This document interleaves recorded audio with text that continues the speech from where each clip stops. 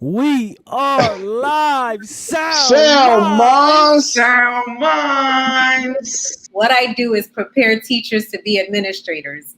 So whether you want to be a principal, an assistant principal, a school building administrator of any kind, a school district administrator, that's what we do. And as I've gotten more and more involved in building a curriculum for our program, I will say that my favorite class to teach is education law, because it's there that I'm able to break down what it is that people think they know and the unfortunate circumstances of how we are forced to understand this lawless land that they have created for us to systemically fall into. So it's like that. Yes. It's Yes. that movie. When they say my condition is conditioned. Like, no, we're not gonna do this anymore.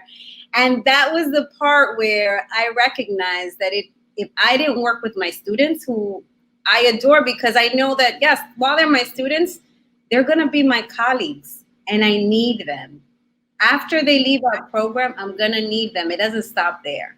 So self, one of the things that you started saying at the top of this point was all the questions that were being thrown at you and you started questioning yourself. That's called imposter syndrome.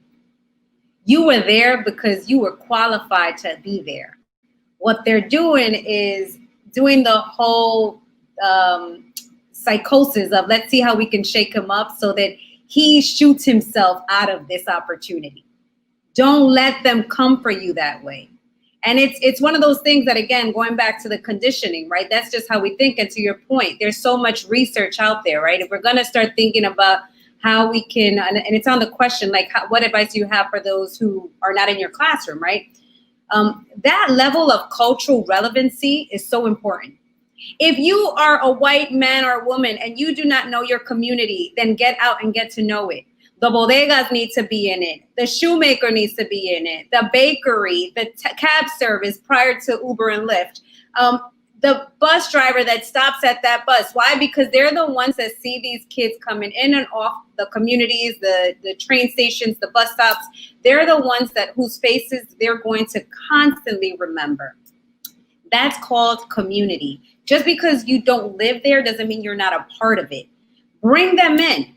That's where CBOs and nonprofits, sorry, because I believe in acronyms so much, community-based organizations, that's when they come in. And what schools fail to realize is that partnering with community-based organizations alleviates, not just from a budget perspective, but alleviates the workload. Comprehensive high schools for years had a caseload of like 500 to 1,000 students that they were quote unquote counseling.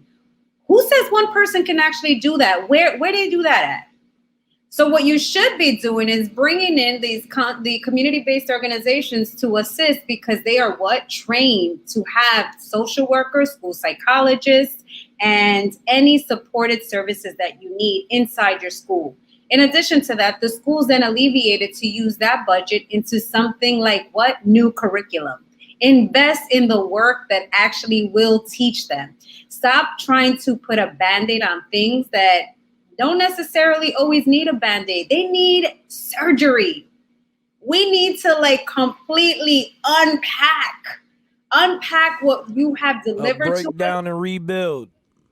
They are horrible. These are lies that we're constantly taught. And usually it takes us, going to Narte's point, they don't realize how much of critical thinkers our kids are. They go into post-secondary and start digging up this information on their own. And then that's when the questioning starts. Why? Because there's no high-stakes testing there. We don't have to deal with this Common Core, which, by the way, really started in 1969, but they waited for Obama to get in office so that they can say, oh, we threw that on the black man. But we'll leave that for another day. And then what ends up happening is we have our students come in and have to deliver their poor education in their freshman years, which causes them to take all these remedial classes. So by the time that they're ready to major in something, they've already done 3.5 years in having to take the required courses. And that's not fundamentally functional. That's not how this is supposed to work.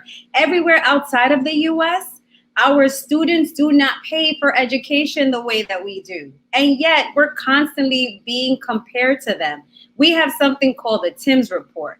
How dare you compare the US to other countries like Singapore, Germany, and there's one more, and Finland. How can you compare us when we're not homogenous? We take everybody in, and y'all decide who you want to take in. So here are the moments where we're just like, no, don't compare me to a whole group that is not about what we're about. We cannot be compared. So there's so many levels of miseducation, misunderstandings, not because we're not learning it. We've just been fed and not challenged it. This is the Sound Minds Podcast. You don't want to miss these gems. You don't want to miss these gems. You don't want to miss these gems. This is the Sound Minds Podcast. You don't want to miss these gems. You don't want to miss these gems. You don't want to miss these gems, no.